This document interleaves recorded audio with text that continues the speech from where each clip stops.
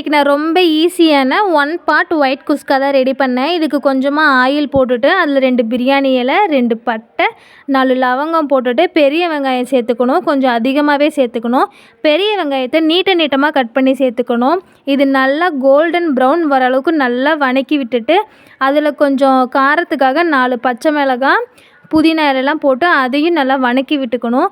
நான் ஒரே ஒரு தக்காளி பழம் மட்டும்தான் ஆட் பண்ணியிருக்கேன். அது வேணும்னா ஆட் பண்ணிக்கலாம், இல்லைன்னா அதில் விட்டுறலாம். இதோட பச்சை வாசனைலாம் போனதுக்கப்புறமா இஞ்சி பூண்டு பேஸ்ட்டு கொஞ்சம் ஆட் பண்ணி அதையும் நல்லா வதக்கிட்டு அதுக்கப்புறமா தயிர் ஆட் பண்ணிக்கணும்.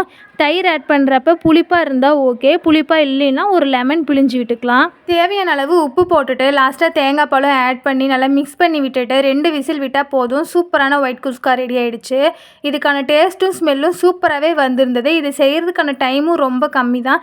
கண்டிப்பாக வீட்டில் செஞ்சு பாருங்கள். எங்கள் தம்பி பாப்பா 2 பேருக்குமே ஒயிட் குஸ்கா ரொம்ப பிடிச்சிருச்சு.